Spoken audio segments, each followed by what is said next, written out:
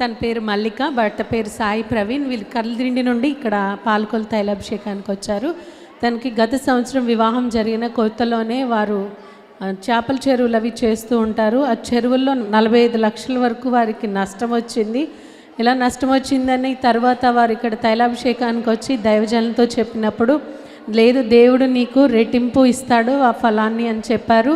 అలానే తను ఇక్కడి నుంచి తీసుకొని వెళ్ళిన ప్రార్థన నూనె ఆ చెరువులో ఆ నీళ్ళల్లో అన్నీ వేసి మళ్ళీ వారు పంట వేసినప్పుడు దేవుడు వారు ముందు ఎంతైతే పోగొట్టుకున్నారో దైవజనులు చెప్పిన విధముగా అదే విధంగా రెట్టింపు వారు తిరిగి పొందుకోవడానికి దేవుడు సహాయం చేశాడని తన సాక్ష్యం చెప్తుంది. ఇక్కడ నుండి తీసుకెళ్ళిన ప్రార్థనలోనే వారు వేసిన చెరువుల్లో అంతా వేసినప్పుడు దేవుడి కార్యం జరిగించారని, రెట్టింపు వస్తుందని దైవజనులు చెప్పిన విధంగా అలాగే పోగొట్టుకున్న దానికి రెట్టింపుగా తిరిగి పొందుకున్నామని వారు చెప్తున్నారు. ఈ సాక్ష్యం దేవుడు దీవించునుగాక.